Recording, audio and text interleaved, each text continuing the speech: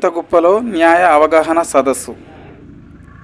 భద్రాద్రి కొత్తగూడెం జిల్లా చర్ల మండలం మారుమూల అటవీ ప్రాంతమైన చింతకుప్ప గ్రామంలో ఈరోజు న్యాయ అవగాహన సదస్సు ఏర్పాటు చేశారు.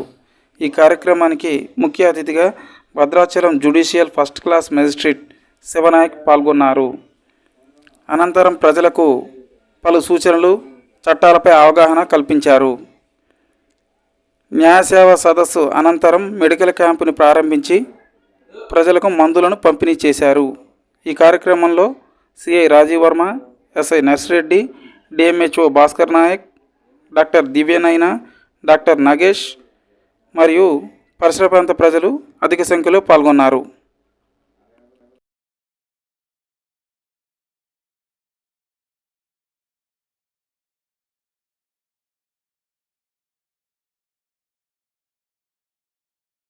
వాళ్ళు చెప్తున్నారు, ఇంటి బాబు ఏం చదువుతాడు అంటే ఫర్దర్గా ఏం చదవాలనుకుంటున్నావు అని అడిగితే, సార్ మేమేం చదవాలనుకోవట్లేదు సార్, డిగ్రీతోనే ఆపేస్తాను, 10th ఆపేస్తాను అంటే ఎందుకు అని అడిగాను.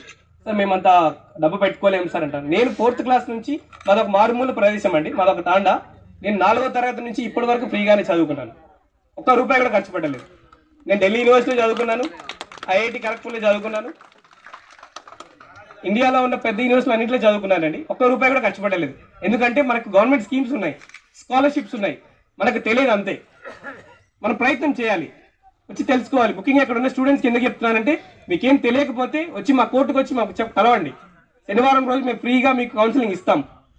మీకేం స్కీమ్స్ ఉన్నాయి, ఏ యూనివర్సిటీస్ ఉన్నాయి, మీరేం చదవాలనుకుంటున్నారు చెప్తే మేము ఎక్స్ట్రా టైం అయినా కూర్చొని ఖచ్చితంగా మీకు అవేర్నెస్ కల్పించి మీకు కావాల్సిన ఏ యూనివర్సిటీలో చదివితే మీకు కావాల్సిన అంబిషన్ మీరు రీచ్ అవ్వగలరు అవి చెప్తామండి. మీకున్న ప్రాబ్లం ఏదైనా చెప్పచ్చు. సో మీరు ఎవరు పర్మిషన్ తీసుకోవాల్సిన పని లేదు కోర్టు లోపలికి ఎంటర్ అవ్వడానికి. ఎందుకంటే మన ఇండియన్ జ్యుడిషియరీ అలా డిజైన్ చేయబడిందండి. సో మన కోర్ట్స్ని పబ్లిక్ కోర్ట్స్ అంటారు. అంటే పబ్లిక్ అంటే ఎవరండి? మీరే. సో ఆ కోర్ట్స్ మీరే కాబట్టి మీరు మార్నింగ్ 10:30 నుంచి ఈవినింగ్ 5:30 వరకు ఎప్పుడైనా కోర్టు లోపలికి రావచ్చు, మీకున్న సమస్యని చెప్పచ్చు, డైరెక్ట్గా మాతోనే చెప్పచ్చు. మీరు ముఖ్యంగా శనివారం రోజు అడ్మినిస్ట్రేషన్ డే అంటామండి. ఆ రోజు మేము పిఎల్సి కేసులు అవి తీసుకుంటాం. మీ ఊర్లో ఏ సమస్య ఉన్నా కూడా మీరు డైరెక్ట్గా వచ్చి మాకు చెప్పచ్చండి. ఏ ప్రాబ్లం ఉన్నా సరే, వెదర్ రిలేటెడ్ టు మీ ఏదైనా మీకు గవర్నమెంట్లో ఏదైనా స్కీమ్ రావట్లేదా, మీ ఆరోగ్యపరమైన కానీ మీ ఊర్లో ఏమైనా పనిచేయట్లేదా, ఏ సమస్య ఉన్నా అండి, లీగల్ పరంగానే కాదు, మీకు ఏ ప్రాబ్లం ఉన్నా కూడా మీరు వచ్చి, ఎందుకంటే మనం లీగల్ సర్వీసెస్ అథారిటీ చైర్మన్ కూడా మేమే అనమాట. సో మీరు ఏదైనా సరే వచ్చి మా దగ్గరికి వచ్చి చెప్తే మీరు రాయాల్సిన పని కూడా లేదండి, మేమే రాసుకున్న కంప్లైంట్ మేమే ఫాలోఅప్ చేసి మేము కన్సర్న్ డిపార్ట్మెంట్కి ఫాలోఅప్ చేసి పంపిస్తామండి. సో మీరు ఇది ఖచ్చితంగా రిమైండ్ అడిగాను, ఏమైందండి, ఏం బాబు ఏం చేస్తామంటే, సార్ మా అబ్బాయికి అతను చేతబడి చేశాడు సార్, అబ్బాయి అందుకే చనిపోయాడు, సో నేను అతను చంపేశానని చెప్పాడు. అది ఎంతవరకు నిజమో మీరే చెప్పండి అండి. మీరు ఒక పొలం ఉంది మీ పక్కన, ఒక పత్తి పండిస్తారు, మీరు దానికి మందు కొడతారా కొట్టరా? అవి పండుతున్నాయా? ఖచ్చితంగా మందు కొడతారు కదా.